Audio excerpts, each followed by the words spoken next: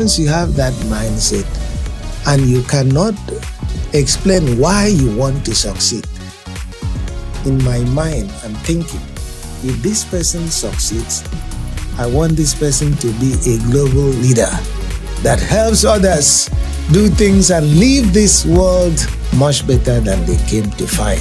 But if this person is talking much more of individualistic interest, his personal interest, nothing to give back to society, to expand opportunities for others, why should I waste resources of our institute on him or her? So you believe that the individualistic mindset of, let's just put it straight, we Nigerians can be a factor to the reason why we are not successful that much as a community. Prof, thank you. You grew to the highest level an African American, the height they could ever attain in America. What do you think made that happen? What made that happen can be segmented into 3 or 4 factors. Yes. Number one, I had good upbringing in Nigeria as a kid. And let me give much credit to that. My teachers, my parents built the foundation on which I now stand. My eventual translation to the United States was to go and get more opportunities to study and find my footing in academia and other things that I have done. I think at the personal level, talent is not the only thing. You must find opportunity and also have some level of mentorship and have some level of resilience on your mission. And I think those things at the very basic level are the things that have enabled me to capitalize on opportunities to this level. So you got mentors that were able to hold you by the hand? Yes, I can mention quite a lot of them. Unfortunately, at the time I came up in the United States in my field, which was at that time and still is to some extent engineering, I did not have very many people of my race ahead of me. I became the first distinguished professor of environmental engineering who was black in the United States. So I wish I had others above me that I could have learned from. So white folks, Chinese folks, people like Professor Haiyang Fang and others are those I looked up to. I could not look up to people of my race in those fields because they were none. I was one of the pioneer groups. So I have since that time adopted some sort of philosophy of the one who helps you doesn't need to be your race, to be of your race, but they just have to be good people. And you can find good people from across races. This is why I have adopted a very, very global, non-tribal, non-nationalistic You're quite a deculturalized man. There's no inch of culture in you. In a good sense, I mean, in the sense that you are vast. You've seen things across board. And but there's this thing about the African American community. Yes. And, let's talk about the Nigerian community in America first. Yes. Individually, we tend to be quite successful. Yes. In academics, in medicine, in research, and different fields, we tend to be doing quite well as individuals. Yes. But we are not as successful as a community as other communities in America, like the Indians, the Jewish communities. We seem to be nowhere close to the front. What do you think is responsible for that?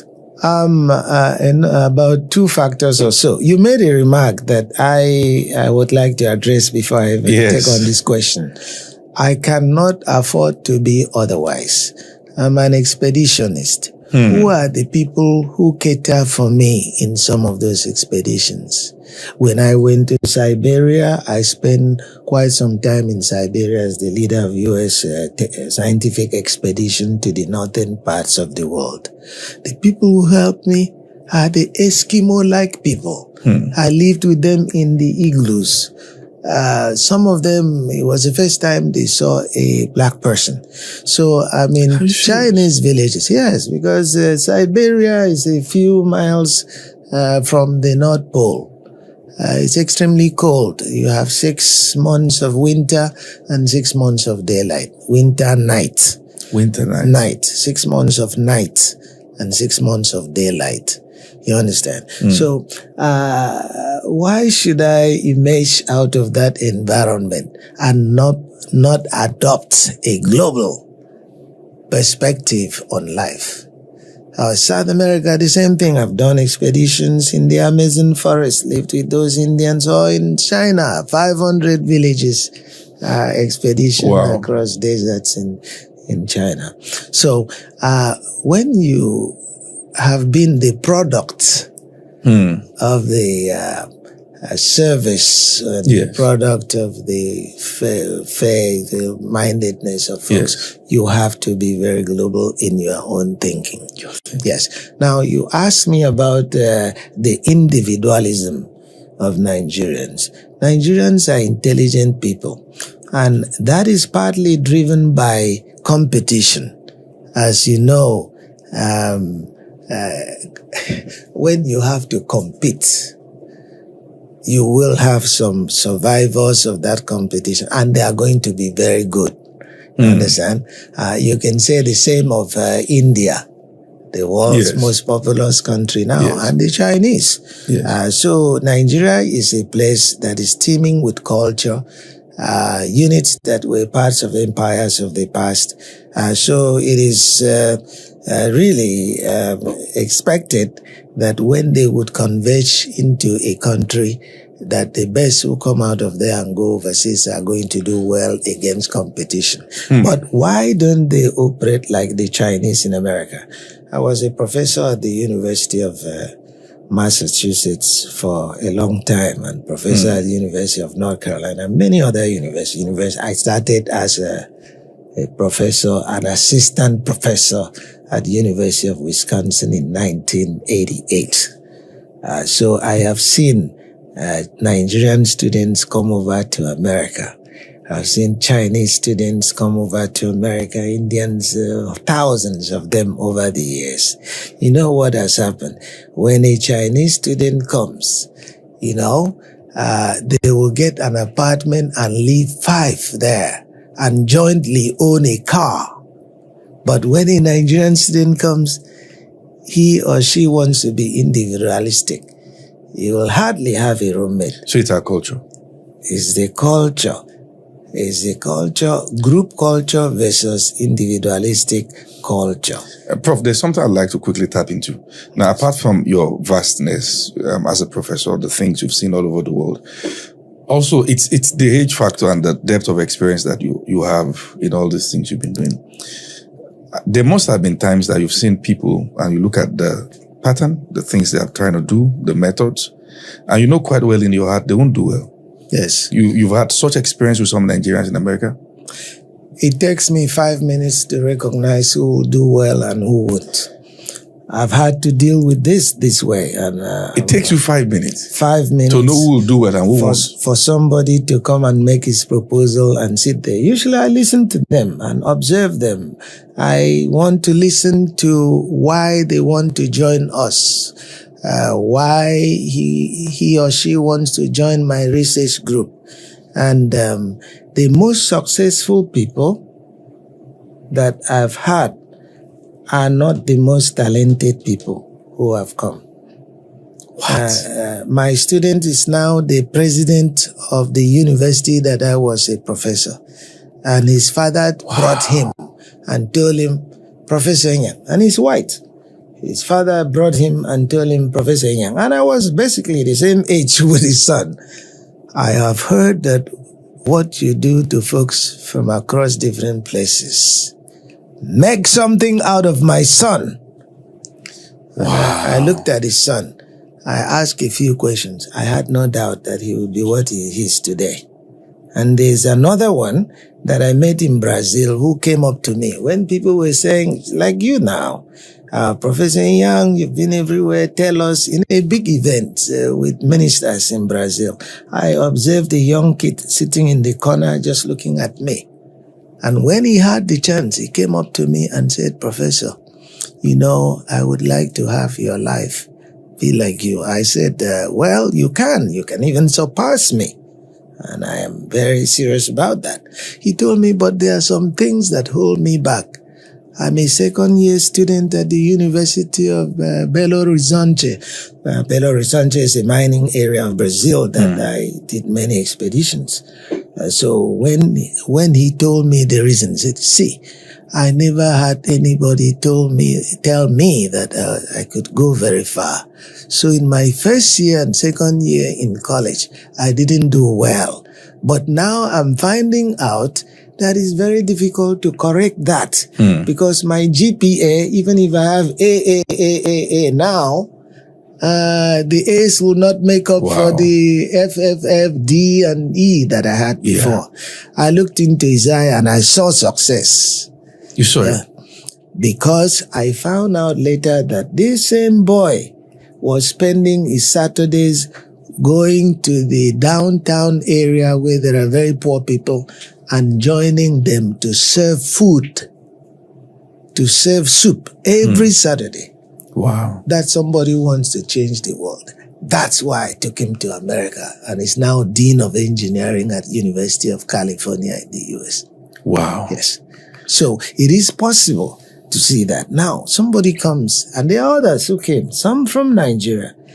Professor, I am here. We have to make money, and those kinds of things. When mindset. Yeah. When once you have that mindset and you cannot explain why you want to succeed, in my mind, I'm thinking, if this person succeeds, I want this person to be a global leader that helps others do things and leave this world much better than they came to find. But if this person is talking much more of individualistic interest, his personal interest, nothing to give back to society, to expand opportunities for others, why should I waste resources of our institute on him or her? So you believe that the individualistic mindset of, let's just put it straight, we Nigerians can be a factor to the reason why we are not successful that much as a community? Because individualistic lifestyle, although it is okay in a context, for example, an individualistic person, what kind of individualism is he or she engaged in? Is it individualism to succeed? In other words, you look at some of the Jews, they made a lot of money and then eventually they gave the money away. They are the ones who built Harvard University, MIT, many of these other institutions. So initial individualism is not necessarily bad, but to what purpose will it be put later on in life? So somebody can make a perfectly logical argument. Yes. I have to accumulate before I distribute. Yes. Right? You feel that's a good argument? That's a very good argument. The end justifies the means. I'm doing this. I want to make money. I cannot, with the emolument I have as my investment, take that investment and distribute it to every poor person when I have not reached economy of scale yet to take that and then help even the larger society. You understand? Yes. When, are you Christian? Oh, I am. Okay. Jesus did not go picking poor people as disciples. Right? You believe that? He didn't. Historically. Historically. Yeah. Jesus picked who? Carpenters and fishermen. There were many in Galilee sitting around, poor people and all that. He picked those who were busy. He picked those who had purpose in life, who were in the professions, making money, accumulating. But to later do what? To later become fishers of men. In other words, they build their capacities and then use their capacities to serve society. You know, most of them became apostles after Jesus was executed, right? Prof, how religious are you? Are you deeply religious? I believe in God, but not in the same way that most people do. Do you think that with the same concept you've explained now, in the fact that Jesus didn't go about picking those who were purposeless, Yes. do you think maybe just anybody coming into what we now call ministry in Africa has also contributed to the decadence of the continent, in the sense that they are not able to enhance the people, transform them, because, I mean, the work of ministry now looks like a way of escape. Do you share that opinion? I share that opinion very deeply. Let's look at the life of Jesus Christ. Jesus Christ was a Jewish, a Jewish rebel. And I don't say that in a demeaning way. Yes. That's what he was. He came to change the world. Yes. And he couldn't come to comply with existing Jewish laws. Yes, he couldn't. Right. He came to Judea. But what was his persona? His persona was somebody with long hair. We know he wasn't white, although white people would like to paint him white brown now, but he wasn't. He was brown. Because coming from that part of the world, yes, he had to look the way he did. And he wore sandals, right? He wore sandals, yes, and he wore a farmer's dress, and yes, which they still wear today in Ethiopia. An Ethiopian farmer is an exact embodiment by looks. The way you feel the Ethiopian Jews are real Jews? They are real Jews. We can come back to that. Okay. But let me say that Jesus Christ with sandals and a belt and a headsman's staff, that was his dress style. Can you compare that to those with golden domes, as their churches now have 5 planes, right? For some sort of religious man. What kind of religion is that? Who are they copying? And then they build universities and then collect money every Sunday. But the congregation can send no child to that university because the fees are too high. So you feel there's a kind of injustice? An injustice because most of the people who are now leading religious people, not just in Christianity, do not copy the Savior who came. And they are now Christians. So many things. Now you ask me a question, am I Christian? I believe in God. And let me say this. I've not said this on television before. Wow. I want to ask some Christian. Since this world started, there have been billions and billions of humans. Right? Yes. Right? Jesus Christ came 2,100 years ago. Yes. In the long history of humanity that goes back 500,000, the world, this earth, is about 4.7 billion years old, right? From science. Carbon dating, that could bring us there. 4.7, yes. Yeah. Now, but the history of humanity, right from Lucy in the Ethiopian highlands, yes, or disputed things about the tongue man in Southeast Asia or in South Africa. Yes. Yeah. No more than 500,000 years. Jesus came, how long ago? 2,100. He died at age 33. Yes. Now, so, do you think that all of those people who existed, some of who were good before Christ, will not go to heaven? Where will they be? If only Christians will go to heaven, right? So does a Christian sit down and really think about this? Does it mean that 1.4 billion Buddhists and others and Hindus in China will not go to heaven? So my way of thinking about God is this. I acknowledge that God exists because we have so many galaxies. We have so many systems that even the human mind cannot imagine. Yes. Space that doesn't have fall off. It is infinite. Yes. We are taught finiteness by our brains.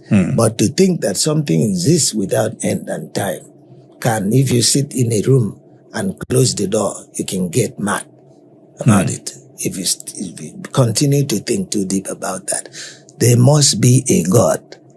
There must be an intelligent being behind the architecture of which we all call God. Yes. In different languages. Yes. Right. So the pathway to getting to that God is just is probabilistic. If I was born in Palestine, of those days, Judea, I would be Jewish.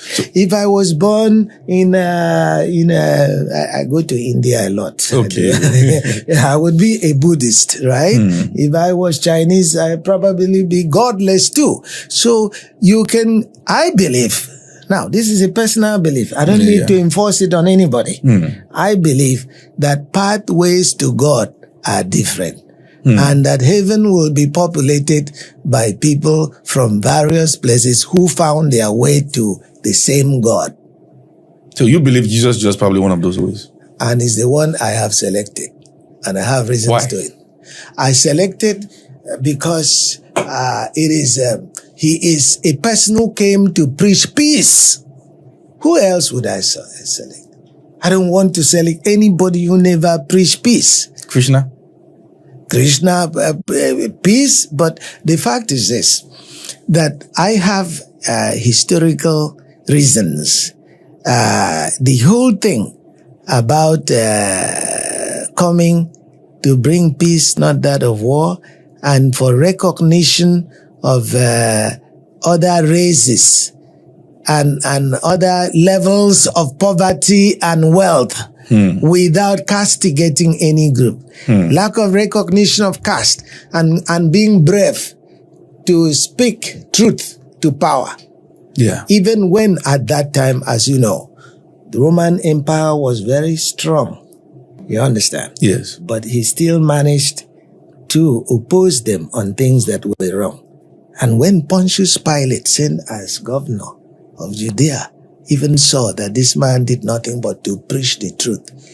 You remember that he wanted to wash his hands off. Yes, he did. It is Cephas and the rest that decided that the Pharisees that decided that if you leave this man, he will talk. Prof, you seem to also believe that the religion do you think it's a fundamental problem in Africa? Religion as practiced, not the essence of religion. The essence of religion is peace. Religion came to promote interactions among diverse segments of society, that you would not fight, that you would have a personal relationship with God. But God is one who created diversity. He would not have created diversity so that they will fight among themselves, tribes, nationality. And as you recognize, all these flags that we have are products of human doing. I asked that question in respect to the false hope that comes with belief system, that maybe an environment will self-repair and then self-emerge. God is going to come and it's one day, so it's going to help Nigeria. It is in that respect that I asked that question. Yeah. Nigerians believe in physical heaven. Some heaven that is there, but as you know, we all know what is there, that the clouds have no houses in them. If you go beyond that 60 miles, you get into deep space and you begin to go on and on and on. There is no heaven. So you don't believe there's a physical location? I don't think there is one, and all evidence is that there isn't. But I do believe in heaven that is in a different dimension among us. Like when you die, your spirit goes away, you lose. Maybe as to the location also, they say that in respect to dimensions and not in respect to space and time, but in respect to an object that exists in a different sphere of itself. Then you are coming very close to my belief that we have our dimensions, right? Which is dimensions, physical. You are interacting with me, you see me now. Yes. But what tells you we are now experimenting in science into fourth and fifth dimensions that are invisible. Yes. So why should heaven be up there somewhere? It's around us. I think but that's a different dimension. Around us? Around us.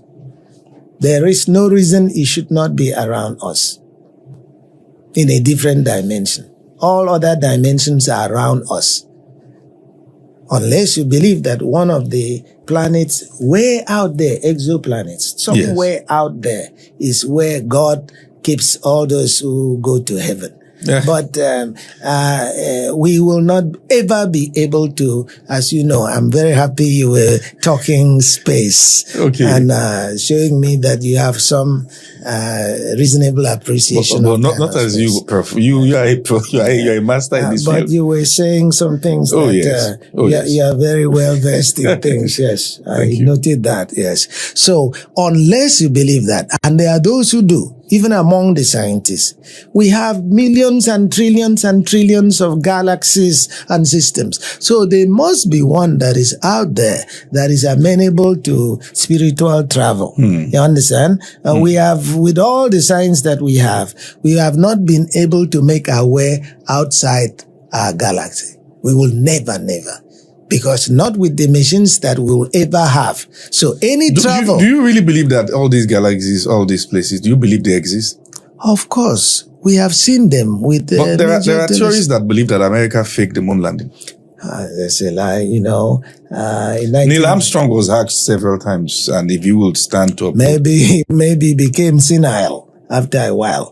But, you know, and all the preparations were done. The people who went there, they are still around. So nothing was... Who captured the moon landing? The spaceship itself. You know that the spaceship was instrumented. Yes. It's there. The spaceship is at the Smithsonian Museum. If President Trump allows us to still maintain it. It is there. So it is a machine that looks scrappy, but it did go to the moon. And of course, you know, the Chinese have replicated it. I think America just tried to beat, personal opinion, I feel it was propaganda. I felt the America needed to beat the Chinese to it. I feel many things didn't add up about the moon landing. One of the facts is that we've not been able to go back after that first time. No. Let me correct you there. Yes. Please, I can tell you with personal knowledge. Yes. Of things. Yes. Of course, you know, I have been deep in U.S. science since 1988. Even the war. I used to be the chief technical judge of the U.S. Nuclear Regulatory Commission for 4 years. So I know a lot about U.S. science and that is private to U.S. Okay, so yes, I can tell you with 99% confidence that the U.S. did go to the moon. Now, you have now alluded to the fact that we've not gone back there. There has been no need to go back there. It is only now that the Chinese are trying to build colonies there that we are going to return for sure within the next 3 years. Why do you always try to beat the Chinese? The Chinese, as friendly as they are with me, they are our greatest geopolitical threat. I wouldn't like to say that they have to be, and it is of their own doing, because as I said much earlier, I prefer global peace and of engagement of the Chinese. I was just in China last month. I was there. I was given an award by Chinese folks. But, you know, I'll tell you why the Chinese the folks that we have to take seriously. I don't say confront, please. I'm not saying confront the Chinese. And just as we have to take them more seriously. One, their level of discipline is legendary. It is. I told you that I've done expeditions to about 500 Chinese villages. And I was the first black professor in all of China when I became professor at Nanjing University in 1996. Yes, in Jiangsu province. So I had the opportunity to go around China, and I found the level of discipline they had in the villages. We don't have that in the United States. And will never have. We have some advantages in the United States in other sectors of life, but definitely not in a enterprising spirit. The US is made of people that are very intelligent and very, very, I would say that we are enterprising too, but we are enterprising in a different system. It is like the Chinese all live for production. Yes. Like the factory of the world. Yes. So it is difficult. Basically, everything in our shops in America, at least 80% of items in our shops in America, made in China. Now, we can look at that in a positive way and a negative way. Positive way in the sense that if the Chinese did not flood America with low-cost goods, the average American in the lower middle class would suffer. You understand? Because most items would not be affordable. So the advent of the Chinese in manufacturing things and filling our Kmart's, Walmart's, all this has made life affordable for most people in the lower middle class in America. But what it has also taught is to take an entire class of professions off the American table, of the American system. This is why this policy of repatriating Mexicans and all that who were working in our farms is problematic, because we don't have people picking all the things. It is altering the system already. Huh? It is altering the system already. It is making it very difficult. And most Americans don't like it. Those who own the farms. We don't have workers working there. Do you think there are human rights abuses with all these things going on?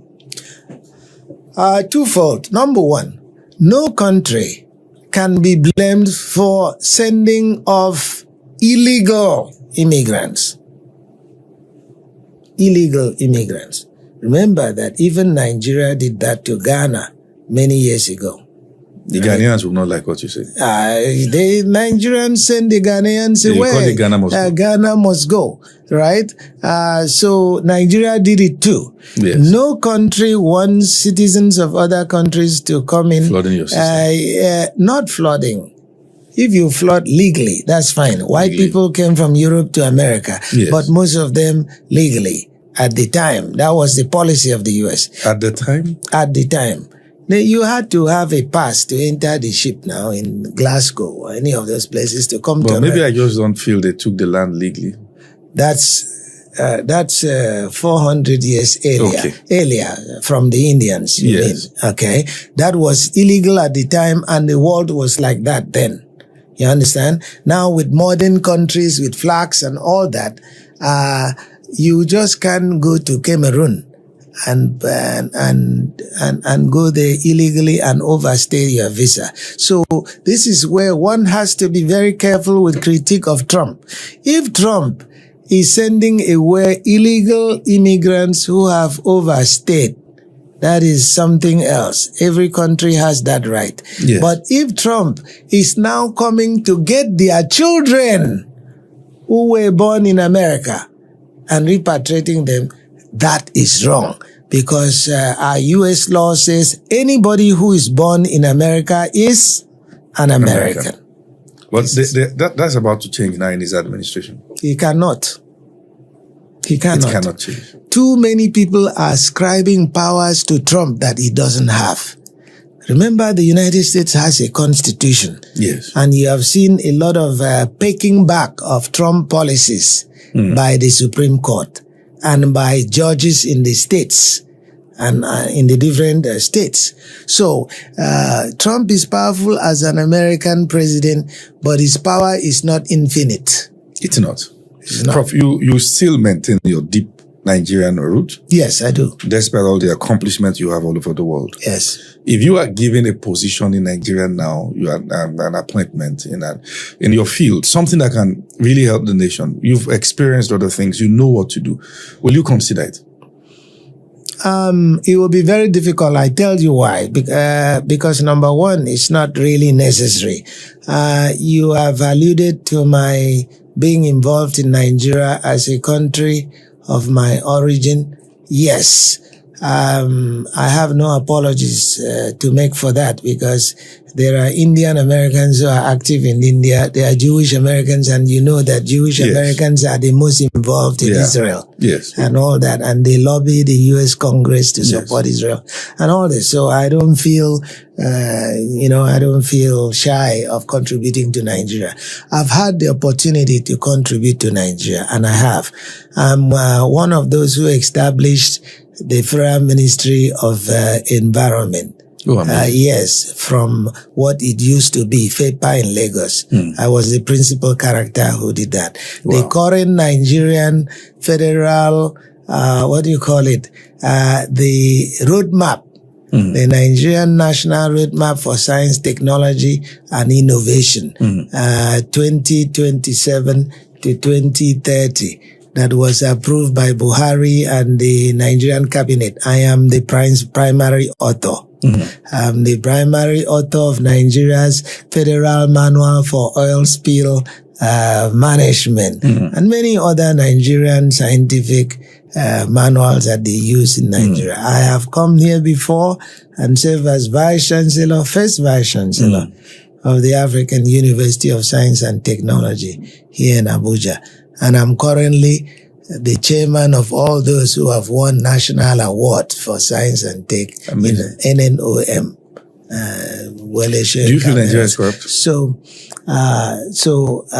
to end that previous remark, since I have already had opportunity to serve Nigeria and will continue to lead intellectual efforts to do that, I don't need to be a minister. I don't need to be any of those things. I'm comfortable with You feel you don't need to, or you don't want to? I don't want to. I don't need to, because I've operated at such levels. I was the chairman of the Africa Science Plans, the entire continent. That includes Nigeria for 2 years. Do you feel Nigeria is corrupt? You are a persuasive interviewer. I thought you forget that when you're asking me the second time. Yes. A country is never entirely corrupt. Segments of that country are corrupt. So, if I say Nigeria is corrupt, it would be a generalization that would be unfair. But segments of Nigeria are corrupt. I have taken the Nigerian government to court before and won after 14 years of fight. Really? Yes, I have. I'm entirely against corruption of any sort. Yes. I've taken them. The case is now in the appeals court. Nigeria appealed. They were telling me you can't take the government to court. I took them to court here in the Federal High Court, Abuja. And you won? And I won in 2017. They have taken the case to the appeal court. They are there, and they are going to lose there too. I can assure you that. Now, Prof, there's something I believe, and I'm very concerned about the particularly quality of education, not just the quality, but the direction in Africa. But let's mainstream Nigeria. Yes. What are the possible changes you think we need to make to move from the kind of economy where people finish school and queue for jobs, and we know that the jobs are not readily available, and what are the things you think we need to do to evolve and catch up with the rest of the world? This is the best question you have asked me today. I will reference something we are doing in Akwa Ibom State. When I was U.S. Ambassador Scholar to Ethiopia, I got a call from Akwa Ibom State government. I was born in Akwa Ibom. Yes. So the governor has been trying everything to see me. At that time, I'd already arranged to come to Nigeria to see the former vice president, because he sent a note to me that we should meet. Professor Yemi. Oh, Yemi, yes. Yeah. So I combined the two trips. When I came, I met with Governor, the previous governor of Akwa Ibom. Udomi Manuel. Yes. Governor Udomi Manuel. So, he told me that he wanted me to chair a commission, a think tank, to improve the educational circumstances of Akwa Ibom. I had already told Yemi, the vice president, that I'm coming to meet him to try to do things, because they were preparing to appoint me to the governing board of that institute in Kuru, the NIPPS. In Kuru, Nigerian Institute for Policy Studies. Yes. In Kuru. So, but I did accept. So, I'm bringing this in to tell you that I already have the roadmap that every state in Nigeria should adopt. The reason, individual states. And then I'll tell you about the collective. Now, many organizations have tried to improve education in Nigeria. I was the chair of the World Bank Step B project that the World Bank gave millions for improvement of education in Nigeria. That was 2014 or thereabouts, but nothing has happened positive. Even in the Akwa Ibom one, how do you improve education? You have to look at, number one, curriculum. Second, physical facilities. People shouldn't be studying when there are trees. Then you have, apart from the physical facilities, you have equipment in them. And then the processes, educational processes. If there is no intervention in any of these four, nothing will work, right? You look at a state like Akwa Ibom. Most Nigerian educational systems are tied to prospective service in the civil service. There is no entrepreneurship. You understand? Yes. So even when you take a university, let's leave that of secondary school. How did I succeed as vice chancellor of this university and vice chancellor of that university in Botswana? I was vice chancellor in Southern Africa as well. That great school that is there, I was a second vice chancellor. A university in Nigeria that will produce good graduates must have three streams. One, you have a deputy vice chancellor for academic affairs. In the US, we call them provosts, right? We'll have a deputy vice chancellor for administration, student affairs, accounting, human resources, and so forth. And then third, a deputy vice chancellor for accounting. Okay. And then finally, the one that Nigeria refuses to have, Deputy Vice Chancellor for Strategic Business Units. If a university is not driven by sustainability principles, it will never work. Most universities in Nigeria now that have populations of 60,000 were actually designed for populations of 10,000. So how is that university going to sustain itself just by allocations? If you take allocation per head of student and compare that to allocation per head of student in South Africa, it pales. Or in Egypt, or in Senegal, or in Kenya for that matter. See? So what I'm saying is that most of the vice chancellors, unfortunately, I'm going to say it here, are lazy. Because vice chancellorship in Nigeria has become something that you appoint somebody from that state. Right? Sometimes rotational. Yeah. If the people of Botswana thought this way, am I from Botswana to have been a vice chancellor there? I'm not from Botswana by any means. You understand? So you select the best vice chancellors and the best deputy vice chancellors, not by their state and local government of origin. That's number one.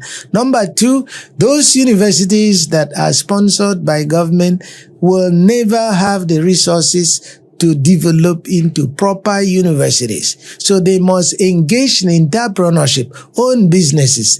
The reason you had the American University of Yola, I went to speak there as keynote speaker with invitation by Atiku some years ago. The reason they are doing well is that they have an entity, business entity supporting it. I don't know what they are doing now, but they had Faro Waters producing money to support that university. Afe Babalola, is that not the same thing he's doing? Right. There are universities that are actually doing that. OAU has also Nice Water, has their bread factory, has quite some other stuffs. Yes. Maybe not as pronounced as the way they should be doing it. Yes. Let me come in there. Yes. When they have a class in mathematics or a class in economics, how many students in that room will be sitting down and how many will be outside? Quite listening? a number outside. Okay, you see. So, even though they are doing that, there are many elements they need to clean up. You can't compare class conditions there. You're correct. This is my country number 77 operating. I lived in 11. And mostly tied to academia and all these things. Do you feel schools are over admitting? Schools are over admitting. And let me say something that would be considered controversial. Every country has to have special universities for the specially talented. How do you Some mean? of them. How do you mean? You cannot have all universities be the same and stay at the mediocre level. Separate some schools and let them be Harvard, MIT, and all that. Let me reveal something to you that you may not have known. I was selected in this country as a special kid and sent to America by the government of Nigeria. Really? Yes. 1981. 1981. So I was selected, and when I got to America, I was sponsored in Nigeria by Shell. I used to be intelligent. I'm not intelligent anymore. Prof, you're vast. I spent about, I entered secondary school in 1973 and left in 1976 after 3 years to go to university. So I was the youngest university student in Nigeria. So when President Shagari came to visit Unical, I attended Unical. Shell gave me a scholarship to go there.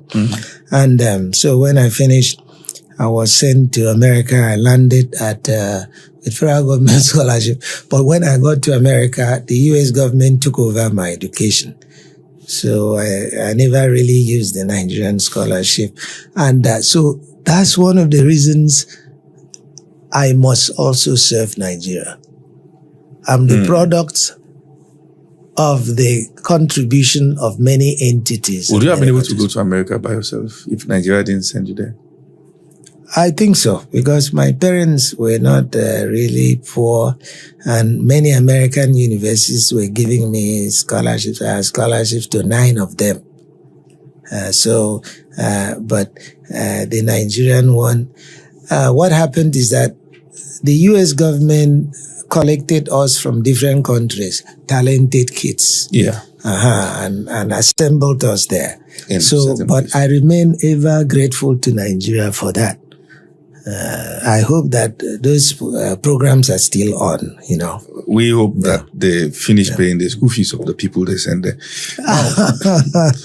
This is one thing I really want to ask. You have given your observation. Yes. First is the administration of the schools. Yes. And also, let's talk about the lectures, the condition, the learning. Some people are studying microbiology. They don't see microscope till part 3. Yes. We have cases where the things that are available, the equipment they need, they are not going around. Yes. Now, let's go to your recommendations. What do you recommend? Because if schools begin to under-admit, that means that we're going to have more number of people who have finished secondary school who can get into university in Nigeria. What do you recommend in this case? Okay. You've identified one very important consideration. A society that will do well with respect to education has to have a pyramidal structure in education. I've often drawn that and given segments. In other words, a pyramidal structure in which you have a very enlightened base These are the people who are technicians and can earn a living like they do in Germany without having a PhD. You may even earn as much as a PhD does. But those are the secretaries, well-trained secretaries. Let them be trained on AI and many of these other new technologies. That's the foundation. That's the base. Next to that are the technologists. The kind of people that come out of colleges of technology and so forth. They help run the engine of that country. If you don't have them, that country is not going to do well in competition. They are the ones who will work in the factories, cement factory, know how to make lath in Aba, know how to operate tanning factories in Kano, and all of these things. Say, next to that are the people who are the bachelor's and master's degree. And at the very top, you will have the PhDs, postdocs, and all that. A pyramidal structure. In other words, it doesn't necessarily mean that you have to abandon the base. Those people must be able to have skills. The problem with the majority of Nigerians at that base, they don't have enough skills, because a lot of them are looking for employment. Now, tell me, I gave a lecture at the raw materials research, the first inaugural lecture they have. I think that was 6 months or so ago. Most of the Nigerian building contractors, do you know where they come from? India, China? No. Benin Republic. Benin Republic. Benin Republic. Building contractors? Or Ghana, yeah, and Togo. You can't find the qualified ones here. Now, because the educational system is not good enough to produce those who can perform those services. If you take an average student who graduates, remember I've been Vice Chancellor here, an average student who graduates with mass communication, yes, which is a very popular course in Nigeria. Is that student going to be able to write a story about something? Very few. Second, that student may not even be able to operate a computer properly to download stories. That student may not even know the key textbooks in that field. Ask them. I've interviewed a lot of them. Ask them, who is the author of the best textbooks in your field, mass communication? No idea. So the level of engagement of that person in his or her profession is too low. And it's almost like those graduates need to be retrained afterwards on entrepreneurship, on all these other things. You can't compare that student to a Chinese student. I'm very sorry, because I teach in China, I've taught here, I've taught in America, I've taught in Brazil, and many other places. So this is the problem, that the Nigerian educational system has to be rejected. There are some people who don't need to be Einsteins of this world, who are very good in doing things with their hands. They are craftsmen. There are people who are good in weaving. There are people who are good in tailoring. But with them, their talents may lay latent, will never be capitalized on, because they need another thing, capital. Capital. If I were emperor of this country, I will take all of those people, send them to retraining for 3 months, 6 months, and then use money that we are borrowing, all this money being borrowed from other countries, from the World Bank, from here and there, and put in the bank to support enterprise. They'll first come and get maybe 2 million naira to try that business. If they succeed, then they are graduated upwards. They can get 5 million and so forth. We have the same in America.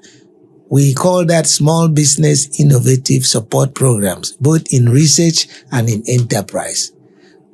Remember, talent is not the issue. Everybody has talent of some form, but discovery of that talent is the issue, and nurturing of that talent to find opportunities to thrive is even more important. Prof, from what you've explained, the pyramid The pyramidal Yes. structure, yes. Structure. Yes. Now, we are going to have a case whereby some people who are not able to get into universities Yes. can attempt the technical colleges, Yes. can attempt the polytechnics, Yes. which by design, Yes. those schools were originally designed to get done the things you have mentioned. Yes. We can tell they are not doing that. They are not doing that, and they have examples where they can learn from. That's the German system. I would have expected if anybody wants to change this country, they might say things like, oh, Germany is socioeconomically different from Nigeria. Not much. We have borrowed things from everywhere else. I'm wearing a suit. This is not a Mandingo dress style. We borrow things from other countries, but yeah, so that's what happens, and that's what the world should be. So Germany is a place where that works out very well. Japan can be argued to be too different from our culture. They have that Bushido culture of the past. So they are very directed and all that. But yes, I see that you are very interested in education. So what needs to happen to Nigerian education is entrepreneurship in the universities and technical colleges. Every primary and secondary school should own a farm or a carpentry shop. I've already written that up. That's what I wrote up and gave to Governor Udom of Akwa Ibom State. I have a book this thick on those initiatives. You understand? So if a primary school, for example, would have a farm, and a lot of them are in rural areas, they could have a farm, and the students after school work there and generate income for that primary school. You see what could happen to that school? All the students who cannot afford to eat would eat. You're saying the students should work for the school? The students would work in the school farm. The school farm is actually an enterprise that Part of their curriculum? Part of their curriculum practicals, and also serves the economy of the school. In the sense, I've worked this up, a lot of economic things in it, and Parents Teachers Association will get involved. So those students who cannot eat 3 square meals a day would eat from there. Prof, I think it still likely boils down to the quality of individuals that we have as a people, because we've seen cases where that practice, but the school teachers and the headmasters and headmistresses eat the food and it still doesn't do what enforce discipline. Why? We have to enforce. Yeah, for enforced discipline. Why are the Chinese and the Vietnamese? The Vietnamese were devastated by the war of the 1960s. But if you go to Vietnam today, you'll be shocked. If you go to Botswana, I dealt with the villagers in Botswana when I was there. I had to deal with them because that's their national university, the chiefs and all that. They call villages their cattle posts. And the discipline has to be enforced. At the risk of annoying some people, if the Idiagbong administration was there, thrived, a lot of the idiosyncrasies that you have in Nigeria today would not exist.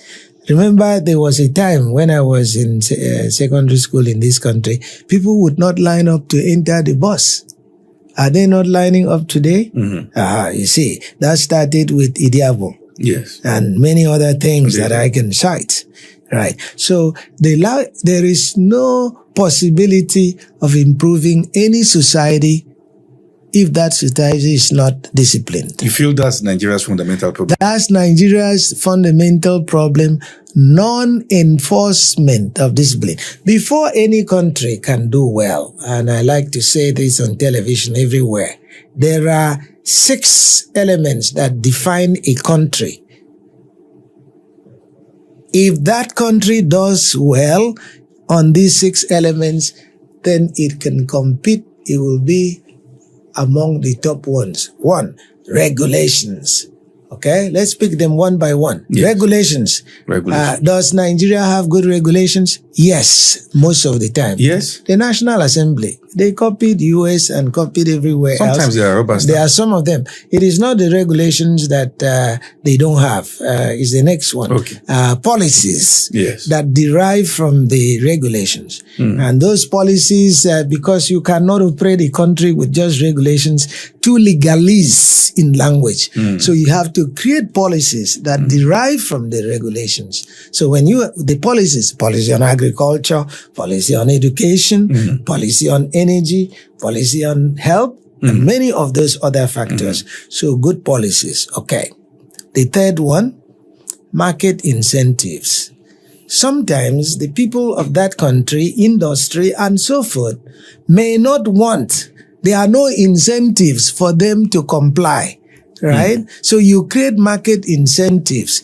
For example, if some folks are building a car in Aba or building cars in Aba, and I think that these cars are reasonably good, do you know what I would do as market incentive as the president of this country or governor of any state?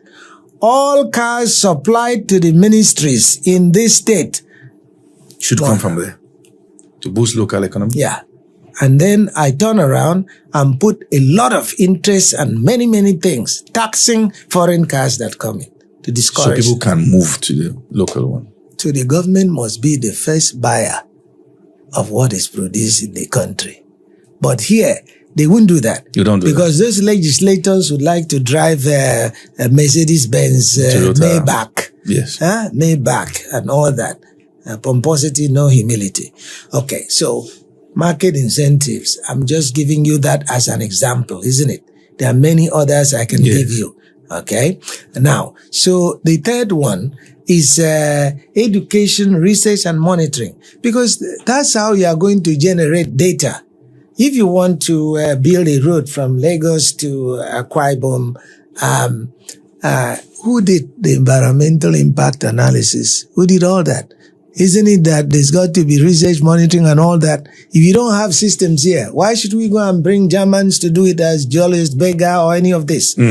So a country must be able to generate data through research, monitoring, and so forth. Why? Because planning must be based on facts. Okay? If you do not know that there are 7 million people in Akwa Ibom State, how are you going to design the schools?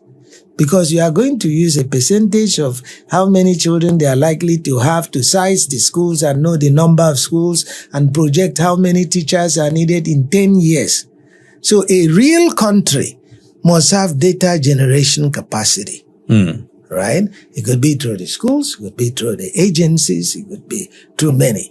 In those agencies, when do people go to work? Do they go to work at 10 and leave at 1 p.m. and go and have siesta? And all that without being serious about generating the data they need. You know that this decadence exists in those agencies in Nigeria. Decadence, who is the head? I'll dismiss everybody that is head. That's it. I have dismissed many deputy vice chancellors before. I'm no nonsense when it comes to those things eventually. But let me say that I have enumerated 4 so far, right? Enforcement. That's what you are just talking about. Yes. Enforcement. What is the need? Having regulations and policies that you don't enforce. Yeah. Somebody is going to go spill oil for more than 50 years. There's been gas flaring. Senators come to America and meet with me. Senate Committee on Environment and Gas Flaring. They spend 2 weeks with me. We design everything. They come back. They don't want to enforce because they are taking bribes. Right? I'm not suggesting this. I'm aware of this. Right? So, enforcement capacity. Then the next one is international liaison. Because matters of trade, matters of agreements, matters of peace, freedom of movement, diplomacy, requires international collaboration. So countries that, for example, I'll give you an example. Okay, we know that Lagos has bad air pollution, too bad. Quite bad. Okay, now, Cotonou, okay, is there. And Cotonou is just on the other side of Lagos, Yes. isn't it? So if Cotonou wants to clean up its air and spends its national budget cleaning up air, deciding on siting of industries, what do you think is going to happen if they spend that money and clean up Cotonou and Lagos is still like that? Every pollutant It's still going to come will move from Lagos. to Cotonou. So sometimes it is necessary to have international agreements across countries. Yeah. So these six things are what define, this is how Nigeria will progress if it wants to. You know, from the things you've been saying, I can see that you have so much passion for Nigeria. I have to. I was born here, and I was nurtured here and sent abroad. So I have to contribute. I am the product of so many places. And so Now, back to the pyramid structure. yes, This is a direct question. yes, If you have a factory yes, where you need engineers, yes, someone coming to apply for a role as a master's degree holder, a Yes. mechanical engineer in some sort, yes, and there's someone went to one of the technical schools. yes, He may not have a master's, but they learned the rudiment. yes. Which of them would you consider employing? I would employ the one who has learned the rudiments and can perform, because employment of the future will not be dependent on degrees, will not be based on it. We are now in the fourth industrial revolution, Yes. in which what you know and can do will be more important than the That's degree that you display. It has already started. So when you have a graduate that comes out of youth corps and does not arm himself or herself with skills, that's very detrimental to that graduate. And I can tell you that the only place you can get away with degrees without excessive scrutiny other than annual reports and number of papers you write in academia. When it gets to the industrial sector, they will take a look at what have been your products, what are the patents, what product have you helped this company to develop, evaluate, and market. So this is why some countries are getting ahead of Nigeria. I'll name them: Morocco, Egypt. What's that small country in East Africa? Rwanda. Oh, definitely. Kenya. Mauritius.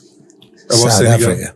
Senegal is a country that is much more in the intellectual sector, more than the production sector.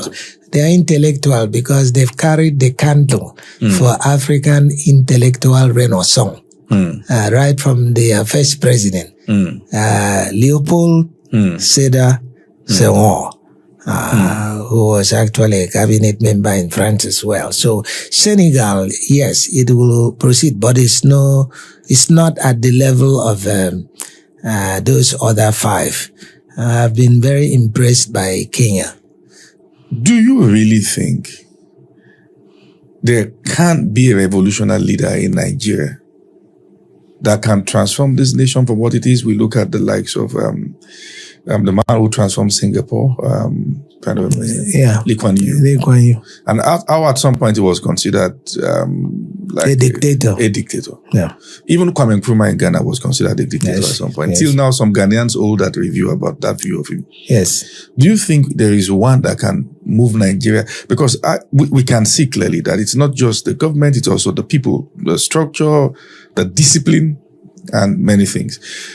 Do you think there can't be a leader that can bring this kind of transformation that Nigeria needs that will not be considered a dictator?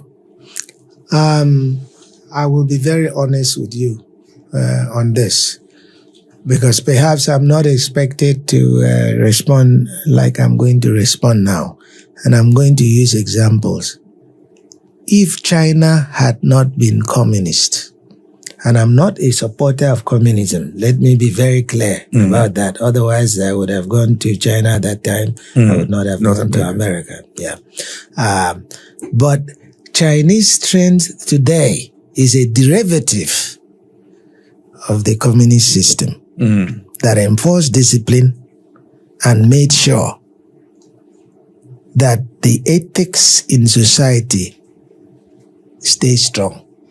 There is no way of bringing a country of more than 1 billion people to what it is today without having a very systematic set of rules that make people comply with certain norms and behavior of society in terms of corruption. Don't you think what would have happened if China had the scale of corruption that Nigeria has today?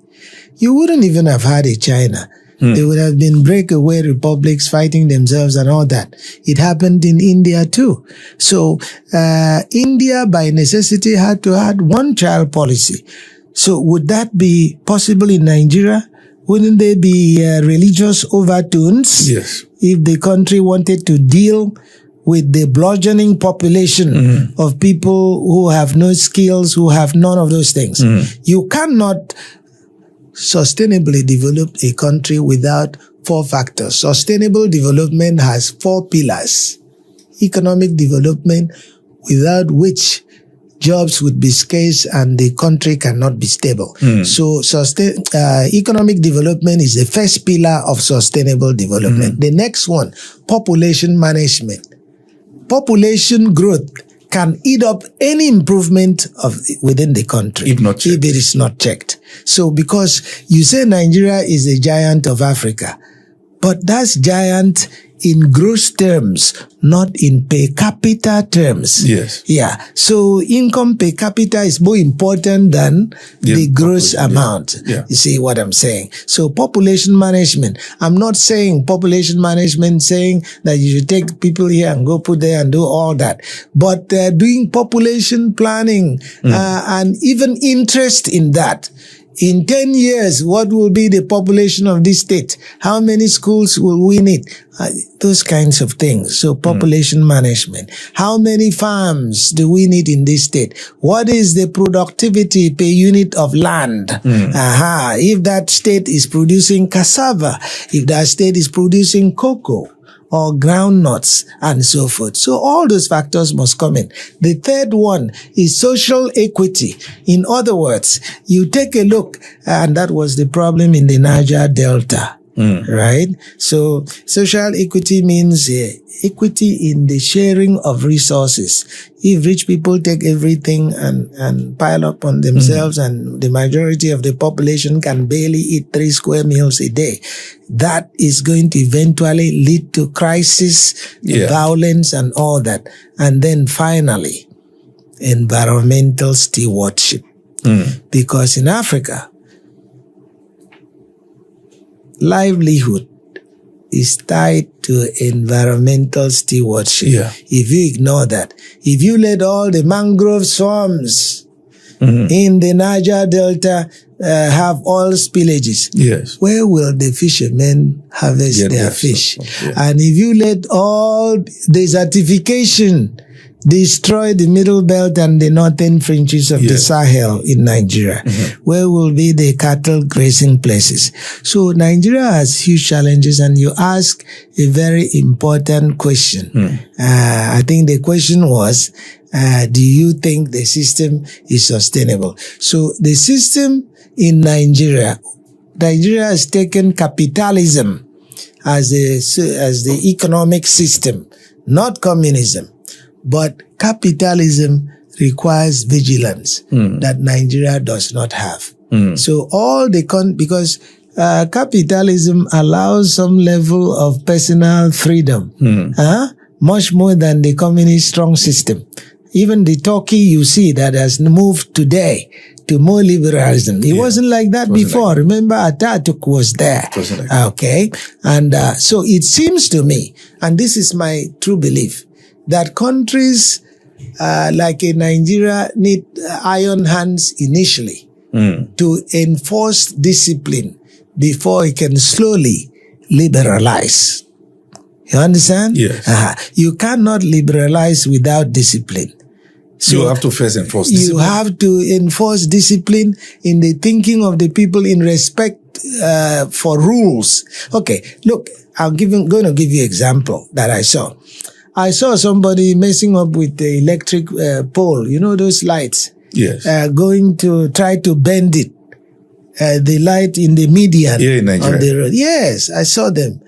I saw it. I saw in Lagos.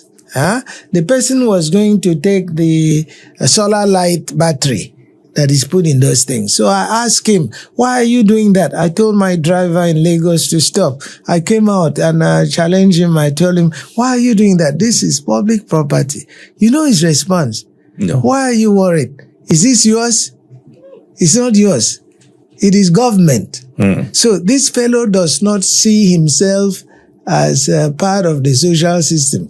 Government is an entity from whom he can steal things, you say. So in China, let anybody try that. You know what would happen? They'll beat you up there and drag you to the police station next door. And the police is everywhere, anywhere. So it's not going to be that you can do such things. So social consciousness and respect for laws and respect for community laws and not seeing themselves as part of society and not leeches on society by even those who have been elected. This is the problem. These are issues. These are issues that must be dealt with to improve Nigeria. How can that be done? Nigeria had created, Public Complaints Bureau and all these things. Yeah. Are they working? Do they have programs? Do they have TV programs like this one you are recording now? How many times do you see debates on television in Nigeria that are on social consciousness? All those debates are about political office holding. They are not about social consciousness and the construct that is Nigeria. It's about who will be governor. Oh, yes. Who is fighting El Rufai in Kaduna. Do you think that the system is deliberately keeping people ignorant? Because people are controllable and beatable like that. You know, the thing that really bothers me about, you are forcing me to talk more about Nigeria, and I cannot help but respond. You know, the fruit sellers revolution in North Africa, it's not possible in present day Nigeria. The fruit sellers revolution, you remember it? With those who sell fruits in Libya and Tunisia and all that. They started the Arab Revolution. All right. You are also aware that in Tanzania, just 2 months ago, the youth revolted. A big thing. Yes. You know of Bangladesh. Yes. You know of many other places. Do you think that is possible in Nigeria? No, for 2 reasons. Okay. Number 1, Nigeria is given to sycophancy.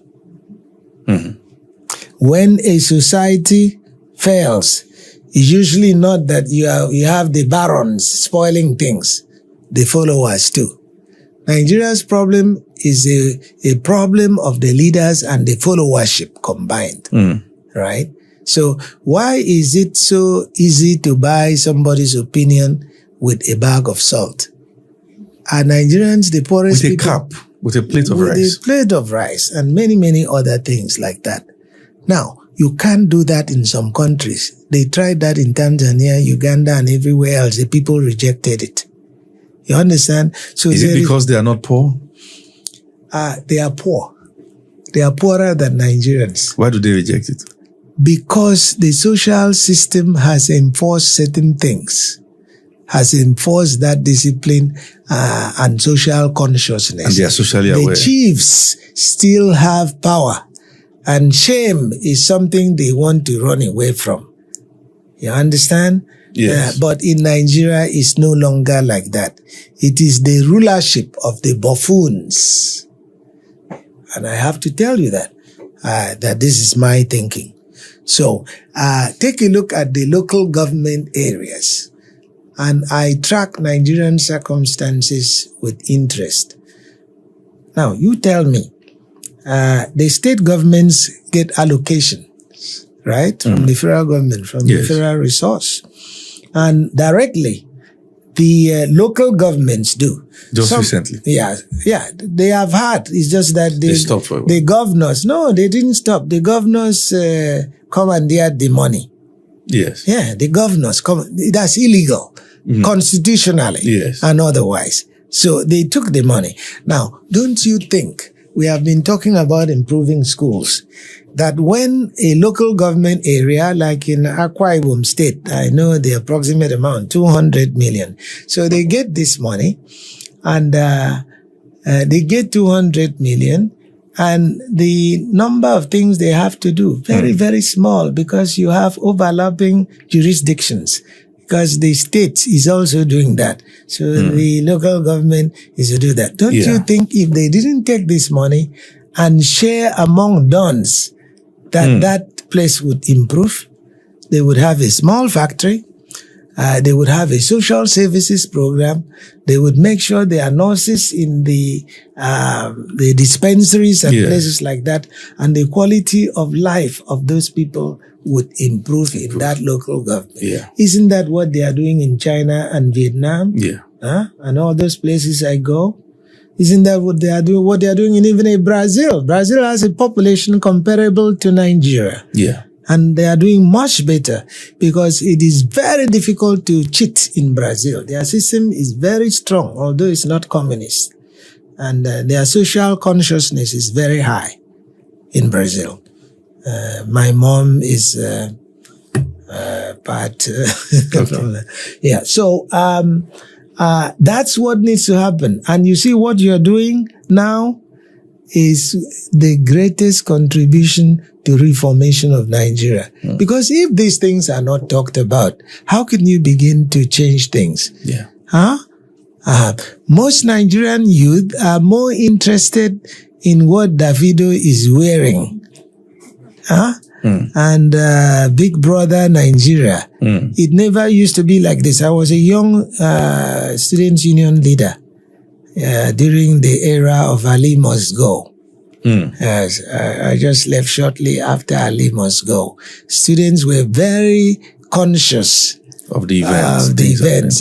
We opposed Babangida a whole lot.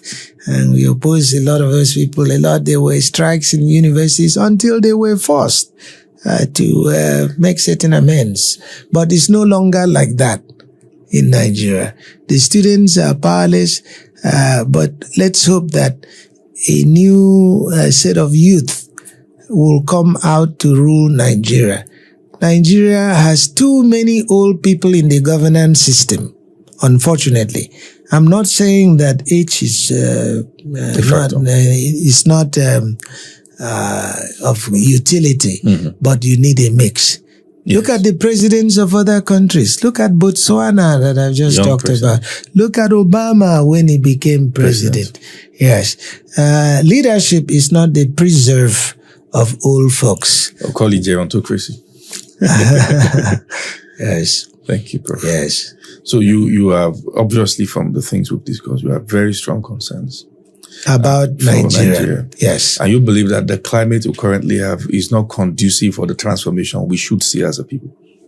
The climate that there is, and the fact that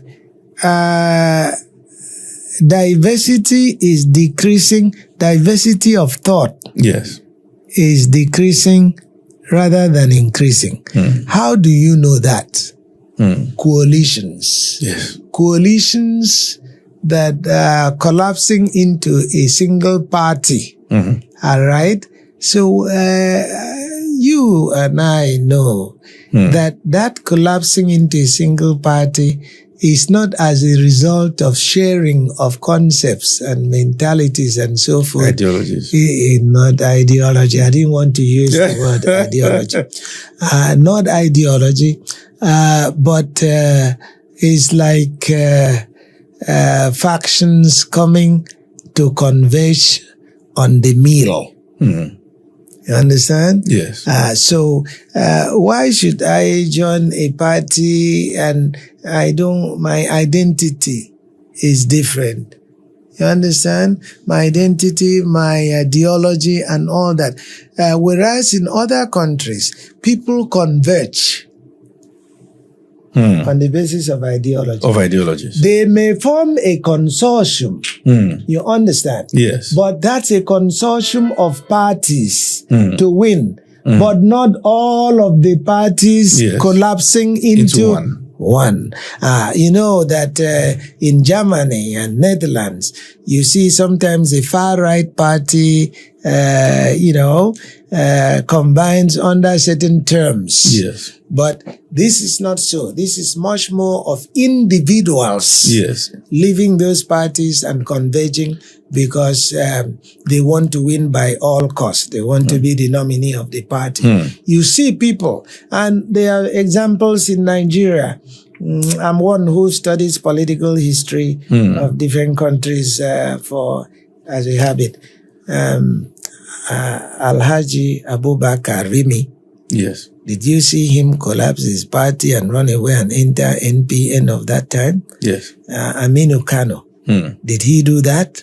He stood by his thinking. And his thinking, in most cases, Rimi tried many times before he died. To be president. Yes. To be president. Yes. Not to go to another party and take all his principles. I think and he was collapse. then ANPP or something like that. Yes, he was ANPP. Rimi, Abubakar Rimi. Yeah. And the other one, there was another one from the Northeast. He was Kanuri. He was also like him. You don't want to call his name.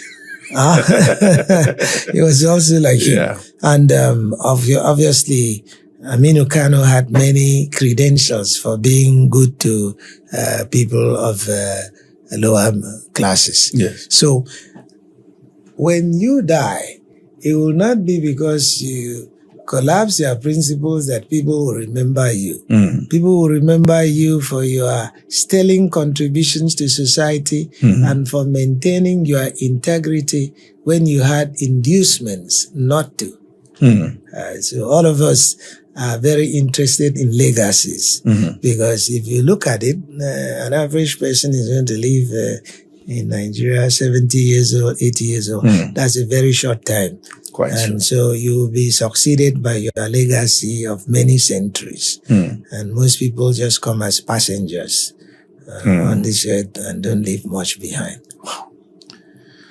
Prof, it's been an amazing time with you. And I believe that this conversation this morning is such that it's going to go a very long way in not just bringing people into awareness, but also as a tool that will be used to be consulted when we want to improve this country. We have a community, millions of people across social media. And one of the things we're trying to do is to deconstruct, to make intellectual conversations the basis for which people will be celebrated again, not the funny things going around. Politics. And you've spoken to the vision of this podcast in more excellent way than I can count. And I want to especially thank you. Yeah, thank you. Particularly for coming, despite your very busy schedule. It's such a joy to have you here, Prof. Thank you very much. I'm very impressed by the quality of the questions and the discussion. Thank you. And quite frankly, I did not know that such a program exists in Nigeria. So I'm pleasantly surprised. Thank you, Prof. And we'll continue the conversation. Thank you, Prof. There are many more things that we would like to discuss with you. Thank you. Thank you so much. Thank you.